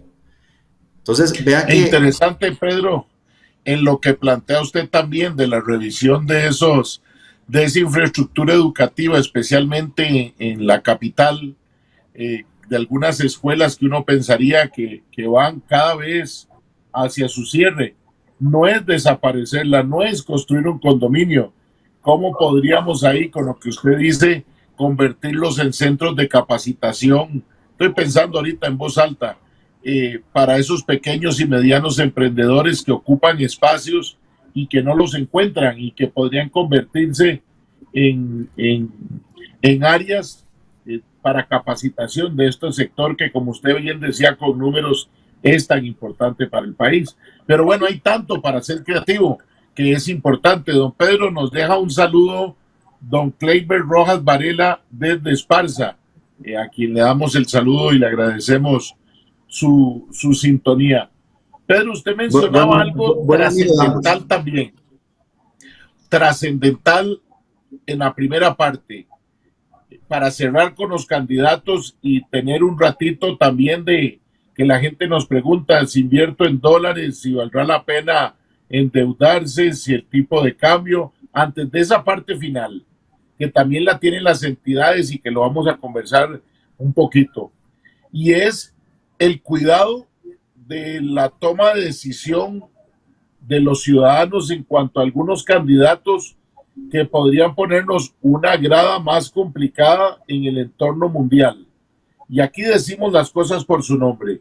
Encontramos especialmente 3 candidatos: a don Martín Chinchilla Castro de Pueblo Unido, a don John Vega de los Trabajadores y a don José María Villalta Flores Estrada, que nos presentan planes de gobierno donde hablan renegociar tratados de libre comercio, revisión de la regla fiscal, otros hablan de eliminarla, y entonces uno francamente le genera temores de lo que podría significar esa grada, 1 o 2 adicionales que podríamos estar poniendo para nuestro manejo en el mundo de las finanzas, en el mundo globalizado, bajo un marco en el que ya somos parte de la OCDE. ¿Cómo ve usted ese panorama también, Pedro? Porque en realidad hemos hablado donde hay una gran mayoría en que coinciden en muchos de los temas del manejo de las finanzas, que no a todos los debe agradar, tampoco imponemos, pero que están como dentro de un marco de lo habitual o normal que está teniendo en este momento los países con los que tenemos relaciones financieras, don Pedro.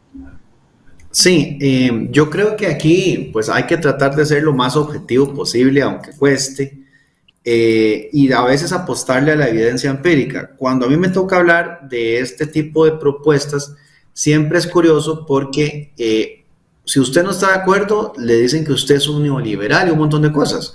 Honestamente, yo la palabra neoliberal o liberal no veo que sea algo negativo, ¿verdad? Simplemente es una corriente más.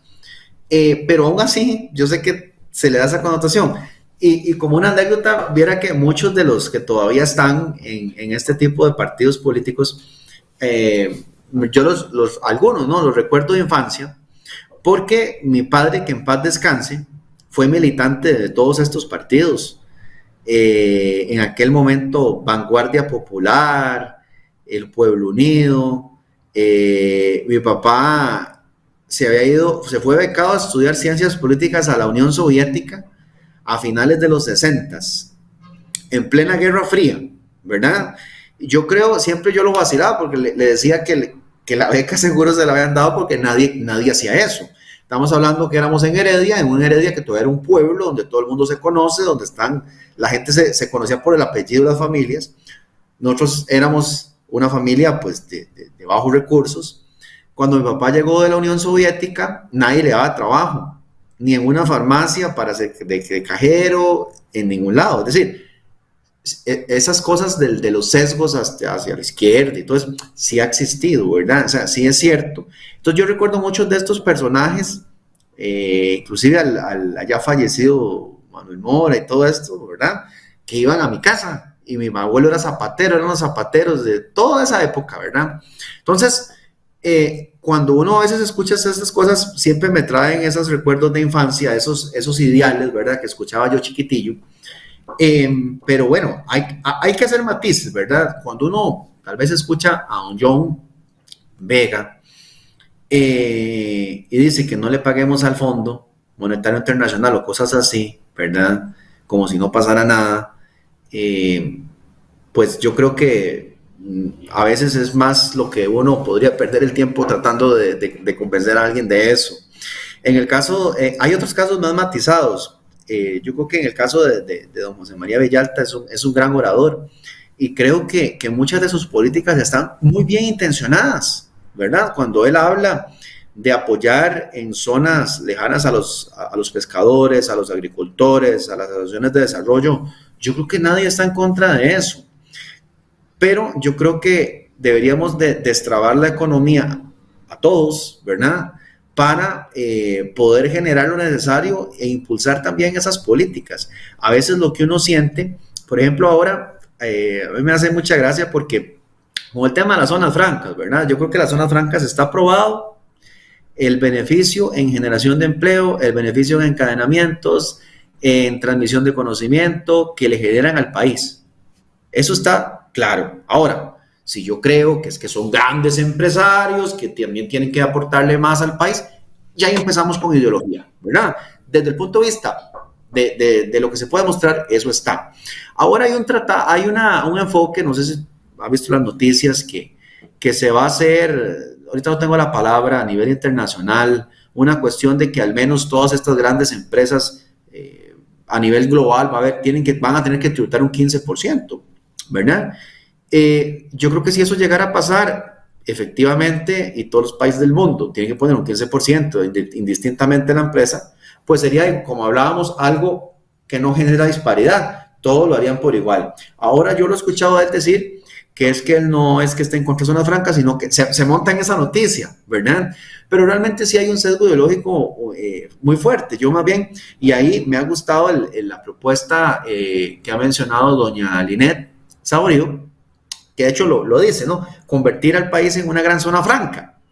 Totalmente de acuerdo. Porque aquí hay dos cosas, don Fernando. Lo que hablábamos de cambiar algunas cosas en el sistema educativo para que la gente tenga habilidades para poder ser contratado a una zona franca de San Antonio de Belén, eso suena muy bien, pero eso no nos soluciona el problema ya. O sea, eso sí tiene algunos años, y el desempleo está ya. El hambre lo tiene la gente, las familias hoy. Entonces, tenemos que jugar con lo que tenemos.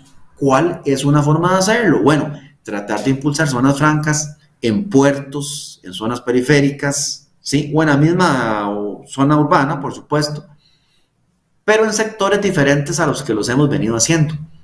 Si lo hacemos con los mismos sectores de ahora, los que lo han aprovechado lo van a seguir haciendo muy bien, pero yo no estoy hablando de eso. Estoy hablando, bueno, al menos cuando hablamos de una gran zona franca, es traer otros sectores. Es decir, sectores primarios, secundarios.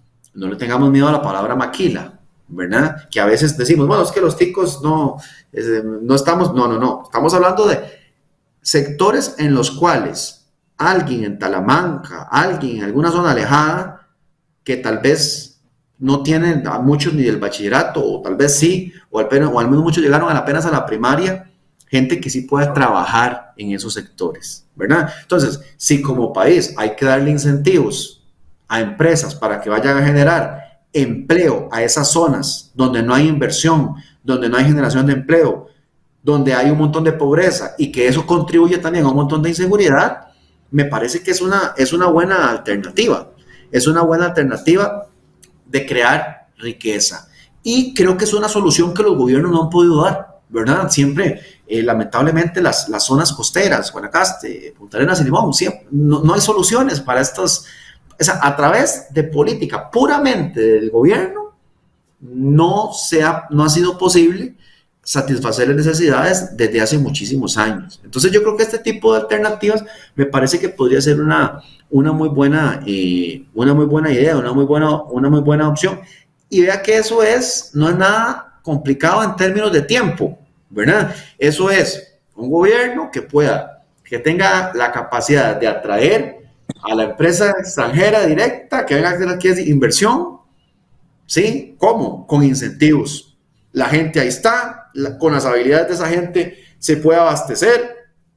Es un ganar-ganar. Así lo visualizo yo. Entonces, a mí lo que tal vez es un enfoque ahí de formas. Yo creo que en el fondo muchas de las políticas que menciona don José María Villalta, yo creo que todos estamos de acuerdo. Lo único es que si los ricos están aquí y los pobres están un poquito más abajo, yo creo que deberíamos más bien de generarle esa oportunidad a los pobres para que emparejen, que tratar de que seamos iguales porque le quitamos a los ricos, porque quitarle a los ricos para darle a los pobres inclusive puede resultar, lo hace usted en la sociedad más igual y le resulta en algunos pocos meses, pero la riqueza se destruye, y yo creo que hay evidencias clarísimas aquí en la región de que eso lamentablemente es lo que ha pasado cuando tomamos este enfoque. Y ojo, no me estoy yendo, don Fernando, a ver los fantasmas y que los fantasmas de cosas que no existen. No, porque yo tampoco estoy pensando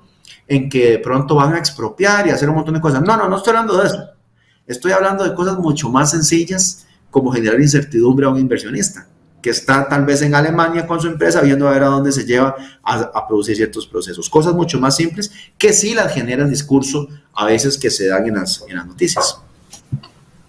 Son las 4 de la tarde con 28 minutos. Permítanos ir a nuestro último corte comercial para que con nuestro invitado conversemos de lo que vale la pena darle cabeza, como dicen, en cuanto a inversiones, el tipo de cambio, cómo irá a estar el escenario para las entidades financieras. De eso y más conversamos en nuestro último bloque cuando regresemos de nuestro corte comercial. En la esquina.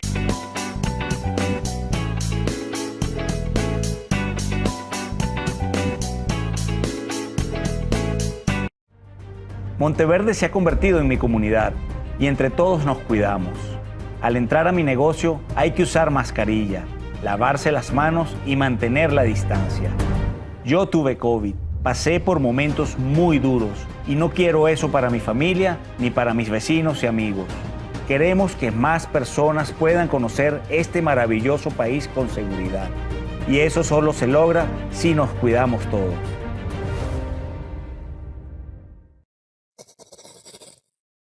Ari, mi amor, revisamos la lista de compras. A ver. Ay, mami, no me diga que me va a dar plata en efectivo. ¿Sí? Porfa, use Simpomóvil de Copialianza. Mi amor, pero eso no es muy complicado. Mami, usted está asociada a la COPE. Ajá. Es muy sencillo, solo tiene que ir a una oficina y solicitarlo. Facilite su vida con Simple Móvil de Coopialianza. La COPE es tendencia. Asóciese a Coopialianza y utilice nuestros beneficios. Contáctenos al 2785-3000. Aquí tengo la llave del portón, la llave de la casa y tengo la mejor llave de todas, la llave del voto. En Costa Rica entre todos decidimos. Por eso cuando votamos construimos democracia. Aquí cada voto cuenta y al gobierno llegarán las personas que elijamos. En estas elecciones votemos, porque somos un país donde libremente podemos participar en las grandes decisiones. El voto es la llave democrática para abrir nuevas oportunidades. Este 6 de febrero estará en sus manos. El Tribunal Supremo de Elecciones se lo garantiza. Los invitamos a seguirnos en nuestras distintas plataformas: Twitter, Facebook, Instagram, en nuestro canal en YouTube, donde pueden encontrar todos nuestros programas, y nuestra página web www.enlaesquinadelparque.com. Los esperamos. Los invitamos a seguirnos en nuestras distintas plataformas: Twitter, Facebook, Instagram, en nuestro canal en YouTube, donde pueden encontrar todos nuestros programas, y nuestra página web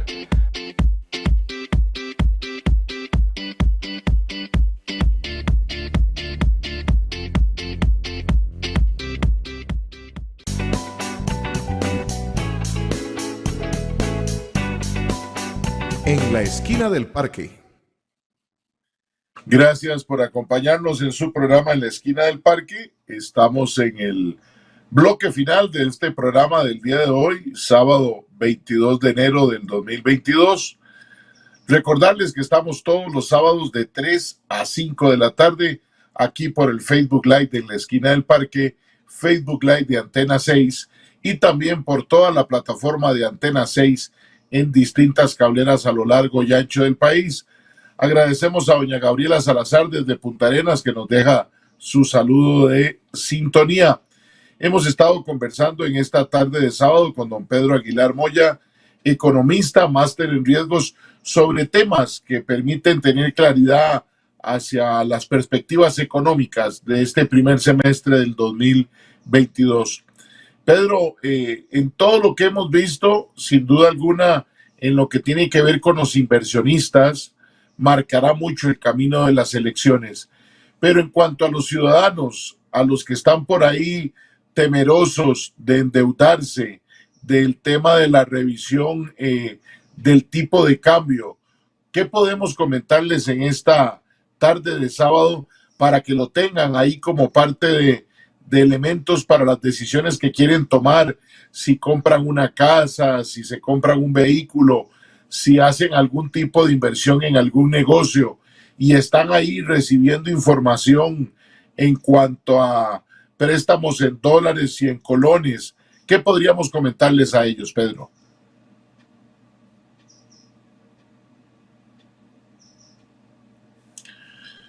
Bueno, yo creo que ya casi retomamos con nuestro invitado, con don Pedro. Adelante, don Pedro. Aquí estoy, ¿verdad? ¿Sí me escuchan, Fernando? Sí, lo escucho fuerte y claro. Excelente. Sí le mencionaba que, bueno, es importante tener un poquito las perspectivas. No somos adivinos y a veces a los economistas nos critican por eso, pero de lo que podríamos esperar, que sí es diferente a lo que venía pasando, ¿verdad? ¿Qué podemos esperar?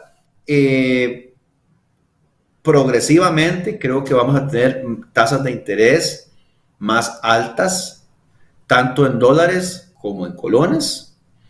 Ya inclusive el Banco Central logró hacer un aumento hace unas semanas. La presión internacional nos lleva a eso. Entonces, adicionalmente, creo que también se fortalece, esto fortalece o contribuye también al aumento del dólar. Yo creo que ya nos hemos acostumbrado a vivir con devaluaciones entre el 3, el 5, 6%. Eso es muy normal. Cuando uno ve más bien la realidad de otros países latinoamericanos, los niveles de devaluación que han tenido son bastante grandes, ¿no? Bastante significativos. Y a veces cuando el colón de pronto sube 10, 12, 13 colones en 2 semanas, la prensa y la población se alarma mucho, pero al final eso termina implicando más o menos un 5% de evaluación anual. Creo que este año es algo, está dentro de lo más normal que podríamos esperar también, similar. Y eso nos lleva a un escenario entonces donde la gente, siempre es muy interesante ver las características de cada persona. Ayer casualmente una amiga me decía, y las cosas que le pasan a la gente. Bueno, lamentablemente tuvo ahí una pérdida familiar, le dieron un monto por un pequeño pedazo del lote, un lote de herencia que tenía. Entonces me decía que qué hacía con la plata, ¿verdad? Es una persona sin deudas, una persona no tiene hijos, una persona tampoco está casada.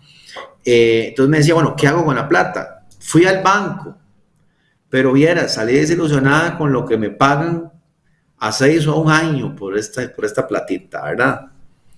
Y yo le dije, sí, efectivamente, porque lo que hemos hablado hoy aquí, las tasas están bajísimas para invertir y también si usted quiere pedir prestado. Entonces, por ejemplo, le decía yo, y estuvimos viendo alternativas ayer y viendo cosas para ella, por ejemplo, para ella dar la prima para un proyecto, para una torre, ¿verdad? Esas residenciales en Heredia, ¿verdad? Ni siquiera en una de las zonas, digamos, más de San José. No estaba, casi que le alcanzaba para pagar la prima en una zona pues bastante rentable, un activo que ella podría convertirlo en un activo productivo, con condiciones de financiamiento muy favorables hoy. Entonces, ahí es donde uno ve, digamos, de que cada persona es importante que vea sus características previo a tomar una decisión. Algo que nunca está de más advertir, y a pesar de que ya se ha venido trabajando mucho ese tema, especialmente en la gente que pasa un poco más informada, a pesar de que las tasas, y le voy a contar, yo estaba también evaluando un financiamiento inmobiliario estos días, ¿ok? Coticé varias opciones, opciones en instituciones públicas y privadas. En mi caso, y estamos acostumbrados a que la gente se endeuda en dólares porque dice, me sale más barato endeudarme en dólares que en colones. Y se le olvida el riesgo cambiario. Pero viéndolo en la hoja, todavía, digamos, hasta hace algún tiempo, sale mejor endeudarse en dólares. En mi caso, yo sí soy generador de dólares. O sea, yo algunas de las cosas que cobro, digamos, son en dólares. Entonces, digamos que no tengo riesgo cambiario. ¿Ok? Quito eso. Pero aún así, yo me esperaba que fuera mejor endeudarse en dólares en mi caso. Pero era que no. Viendo las condiciones en las instituciones, aunque no tenga riesgo cambiario, viendo la cuota, era mejor endeudarse en colones. ¿Okay? Para un crédito inmobiliario a largo plazo. Entonces, ¿qué me lleva a esto? Que entonces también eso es una razón más para que la gente que definitivamente no ganan en dólares, no se metan préstamos en dólares, porque ya ni siquiera en este momento, por ejemplo, que es para que lo que se hace muchas veces, no debería tener el incentivo para hacerlo, dependiendo del tipo de producto en el que esté. Creo que, a pesar de que las tasas de interés, hemos dicho aquí que van a subir, no es que de pronto van a subir de manera que van a pegar un gran brinco, y recuerden también que muchos de los préstamos que se piden tienen una condición de que los primeros años a usted le cobran una tasa fija. Y después viene una tasa variable. Pero si alguien en este momento, ¿verdad? Porque tampoco es que vamos a mandar a la gente a endeudarse, pero si alguien en este momento tiene planeado o está evaluando si es un buen momento para tomar un préstamo, para comprarse un carro, para comprarse una casa, para financiar su crédito de maestría, lo que sea, sigue siendo un buen momento para endeudarse. Si usted tiene las condiciones y le da la capacidad de pago, es un buen momento. Las tasas siguen estando en un buen momento y sí le recomiendo que lo haga lo más pronto posible. ¿Por qué? Porque si lo hace lo más pronto posible, va a tomar la tasa fija que sabemos que es baja durante un tiempo. Si no lo hace, también va a tomar la fija, pero ya con una tasa más alta porque la tasa subió. Entonces, eso es un timing, digamos, importante a considerar a la hora de tomar estas decisiones en estos momentos por el lado de un deudor, de alguien que quiere financiarse. Por el lado... Pedro, muy importante, no es tema minúsculo, pero se me había quedado por ahí, y es que el fenómeno de la pandemia generó también desde la supervisión en el país una serie de medidas que le permitieron sostener a quienes no han podido pagar, pero muchos de esos procesos terminan este año y CONACYF y SUGEF han anunciado no más prórrogas. ¿Cómo visualizas el enfrentar por parte de estas entidades financieras en las que estamos hablando todas, bancos privados, bancos públicos, mutuales, cooperativas de ahorro y crédito, el enfrentar un proceso en el cual, al no haber todavía una fuerte reactivación económica ni generación de empleo, van a encontrarse con muchas de estas personas que fueron prorrogadas, que ese aire todavía no les da para ponerse al día con sus deudas, y eso conlleva a un tema de problema para las entidades financieras. Sí, usted le dio la palabra clave cuando enlaza este tema, don Fernando, con reactivación económica. Uno entiende al regulador, y a mí que me gustan los temas de riesgo y que vivo de eso, ¿verdad? Uno entiende al regulador, que el regulador quiere ver los verdaderos riesgos reflejados, ¿verdad? Y eso es quitar las condiciones. Todas las condiciones de flexibilización de crédito que le dieron a las instituciones financieras durante pandemia, yo creo que fueron la medida correcta, a pesar de que estaban no reflejando el verdadero riesgo, era lo correcto. Pero había algo importantísimo, eso era transitorio, había algo importantísimo que tenía que pasar en el tiempo para que poder llegar a decir en un momento con total tranquilidad, como dijimos, pusimos medidas temporales, ya las podemos quitar. ¿Cuándo era lo ideal quitarlas? Cuando paralelamente había reactivación económica fuerte, crecimiento económico, las industrias que la vieron peor recuperándose lo suficiente, pero eso no pasó a la velocidad que se quería. Y a la vez hubo mucha incertidumbre en ese periodo, mucho miedo, no se sabía qué iba a pasar con el tema fiscal, Fondo Monetario y demás, y muchos de estos actores no se reactivaron y otros no dijeron, no, yo no voy a tomar un crédito más, aunque ahí estaba la plata. Aunque Banco Central se las dio a tasas muy baratas a las instituciones financieras, la gente no tomaba los créditos, las empresas tampoco. Entonces, ¿qué pasó? Las medidas, sí se hicieron los arreglos, las readecuaciones. Ahora, las medidas se van a quitar, se van a reflejar los verdaderos riesgos, pero tampoco hay reactivación de crédito. Es decir, el crédito nunca se reactivó. Hay algunos colegas que por ahí mencionan que lo que han hecho las cooperativas y los bancos y las mutuales es aprovecharse de la plata barata que le han dado a través de Banco Central y demás para realizar ganancias con inversiones y demás. Lo que pasa es que la demanda de crédito no ha sido lo suficiente. Y si usted como institución financiera tiene dos formas de administrar el dinero, o lo presta o lo invierte. Usted lo quiere prestar, es más rentable prestarlo. Pero en medio de la situación que tenemos no había demanda de crédito. Entonces, ¿qué era lo que le tocó hacer usted con esa plata? Invertirla. Y sí creo, digamos, es una hipótesis, que al gobierno eso tampoco lo desagradaba, porque era como devolverle la plata, mucha plata que le ayudaba durante todos esos meses a financiarse, tomando en cuenta que otros actores importantes que siempre lo financiaban, como las operadoras de pensiones, más bien se estaban diversificando los portafolios, llevándose la plata al mercado internacional.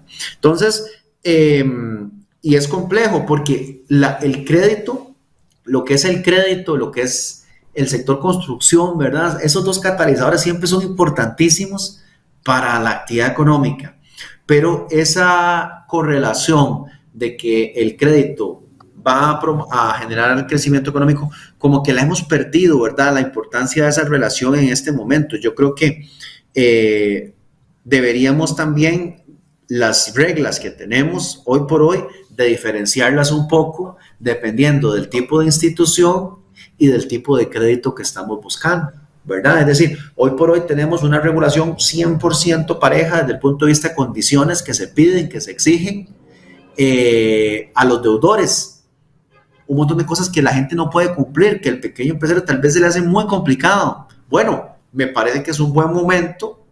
Ahí sí, usted podría hacer diferenciaciones temporales para que entonces usted como institución financiera diga, buenísimo, si promuevo en el crédito en este vuestro sector, ¿verdad? Puedo, digamos, tener esos recursos más baratos o puedo liberar cierta parte del encaje legal, que es un impuesto más que tienen las instituciones y que encarece el tema de la intermediación. A veces, por ejemplo, me hace mucha gracia a mí en debates, vean que la famosa medida, y que hace 1 o 2 años yo fui uno de los que estuve en contra del tema de las tasas usura, porque es un tema muy populista, ¿verdad?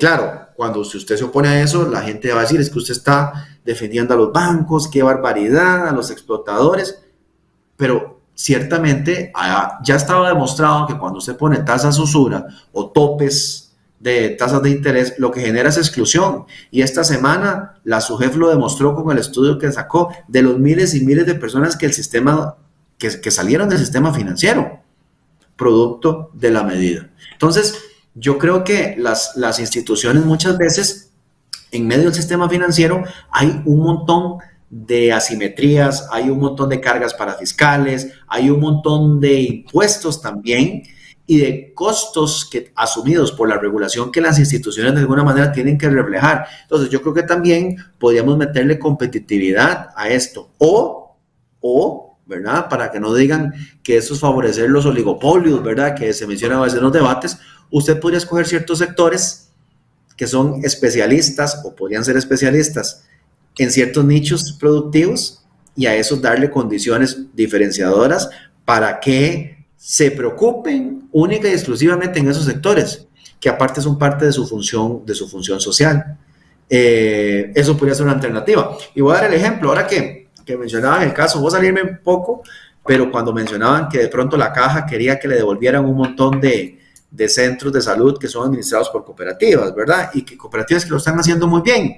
Bueno, si lo están haciendo muy bien, que lo sigan haciendo así de bien, el que gana al fin y al cabo es el usuario. Bueno, con la parte del sector financiero podría ser parecido. ¿Cuánto se ha criticado el tema, don Fernando, de que Banca para el Desarrollo no está funcionando como quisiéramos? Que los recursos no necesariamente están llegando rápido ni a quienes lo necesitan y que hay un montón de plata ahí varada. Se habla un montón, pero en ningún debate se ha dicho la causa. No se sabe si es porque se le piden demasiados requisitos a los pequeños y medianos. No se sabe si es por las instituciones. Sí. Porque se ha convertido Banca para el Desarrollo en un nuevo banco dentro de los bancos con los mismos requisitos como usted está planteando. O lo reciente, claro, la aprobación del fondo de avales. ¿Quiénes van a accesar si hay una limitación en las entidades financieras para poder acercar a nuevos actores, no solo a los que hay que formalizar, sino a los que ya estaban, pero que todavía no están en las mejores condiciones?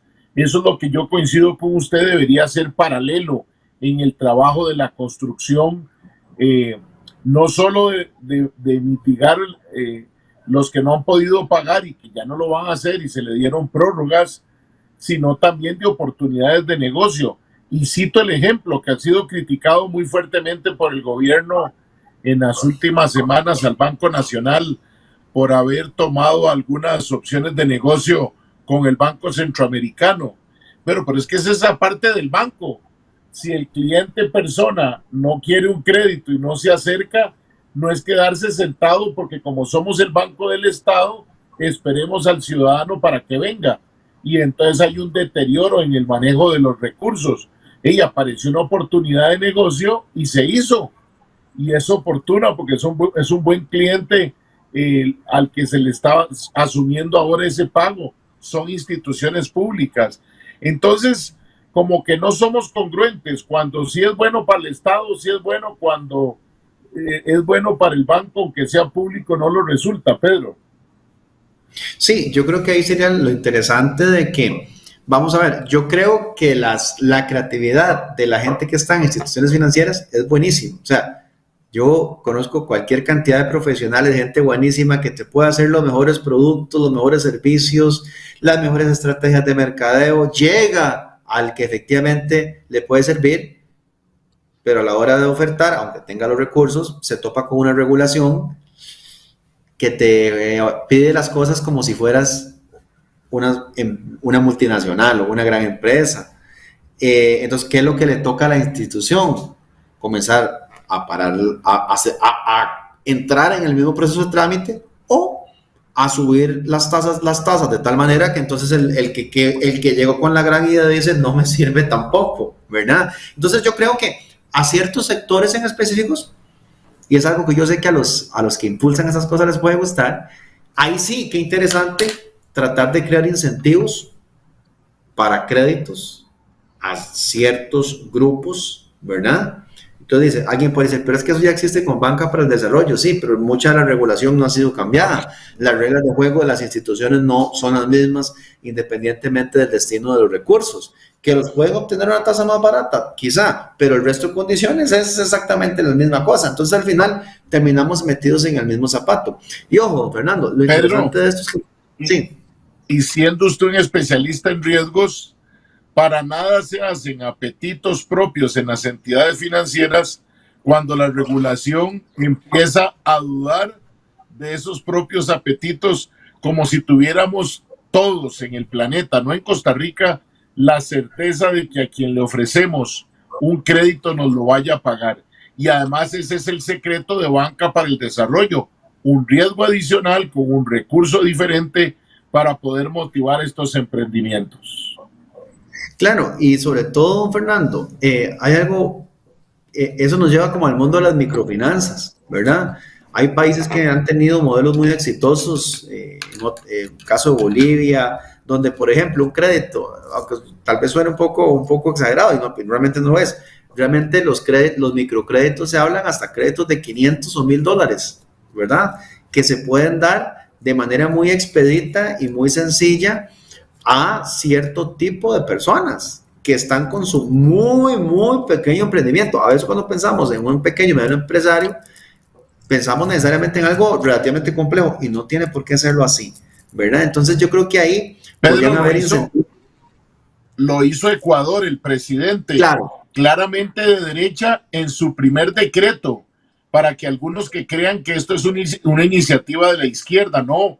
El presidente Lasso de Ecuador, en una de sus primeras acciones de gobierno, fue la generación de esos microcréditos en esos montos. Don Pedro no está inventando $1,000, $500, sí. Creo que el más alto era $2,000, porque a veces solo para ponerse en regla en este país se ocupa plata, solo para ponerse en regla, no para hacer ni el negocio, y a veces ni para eso le facilitamos a la gente, Pedro. Claro, entonces por eso, vea que no estoy hablando, Fernando, de cosas muy sofisticadas, ¿verdad? Porque a veces, si nos vamos a sectores más trabajados, más de industriales, no, ni siquiera estoy hablando de eso. Estoy hablando de mucho informal, que tiene muy pequeños emprendimientos donde es la persona con su propio negocio y listo. Pero a ese tipo de gente hay que tenerle otro tipo de condiciones, otro tipo de incentivos para atraerlo, que le sea atractivo, y el que está prestando la plata también necesita menos regulación. Voy a dar un ejemplo. Créditos de este tipo que estamos hablando aquí, en zonas rurales, etcétera, con un crédito muy específico para una actividad, ¿se imagina que le pidieran lo mismo, la misma regulación del conozca a su cliente y todo lo que le piden a un cliente común y corriente para temas de lavado de dinero, que pide la regulación de manera indiferente? Bueno, ya ahí se mataron al negocio. Mataron el negocio sin haber comenzado. Entonces, ese tipo de cosas, ese tipo de clientes hay que excluirlos de un montón de temas. Las famosas pruebas de estrés y todas esas cosas técnicas que se le hacen a las grandes empresas y al grueso de la institución. Hay que prescindir tal vez de muchas de esas cosas, ¿no? Porque a nivel de microfinanzas es diferente. Y en ese ecosistema está el pequeño empresario, ¿verdad? El pequeño empresario que forma parte del ecosistema en general para generar empleo. Que ojalá sea la aspiración de que algún día sea tan grande y se le pueda aplicar. Pedro Aguilar Moya, economista, máster en riesgos, muchas gracias como siempre por acompañarnos. A veces decimos, y no me canso de repetirlo, ¿de qué hablamos en 2 horas? Y con Pedro hemos podido abarcar muchos temas para hoy, en vísperas de las decisiones que debemos de tomar en materia económica. Pedro, muchas gracias. Don Fernando, un placer, como siempre, venir a su programa y bueno, esperemos estas semanas que se las traen para el país, que ojalá, independientemente de quien llegue al Poder Ejecutivo y la composición de la Asamblea, se logren esos acuerdos, se eviten los temas donde sabemos no van a haber acuerdos, pero en los que sí, que se tomen y se tomen de manera rápida. Un gusto de nuevo estar por acá y que tengan una excelente tarde. Muchas gracias a nuestro invitado. Un saludo también a don Alex Otoya, que nos dejó un mensaje en redes sociales, y especialmente a ustedes. Muchas gracias por habernos acompañado en esta tarde de sábado. Recordarles que estamos todos los sábados de 3 a 5 de la tarde e invitarlos. Estamos en la parte final de otro programa hermano de la Esquina del Parque, que es el programa Usted Decide. Lunes, miércoles y viernes de 8 a 10 de la noche. Vamos a las últimas 3 semanas de programa porque ya se vienen esas elecciones del domingo 6 de febrero. Muchas gracias por su sintonía. Siga disfrutando de Antena 6. Siga disfrutando de este fin de semana. Cuídese mucho. Hasta la próxima. Hemos presentado En la Esquina del Parque, su lugar de encuentro. Los esperamos todos los sábados de 3 a 5 de la tarde, aquí en el Facebook Live de En la Esquina del Parque y en Antena 6.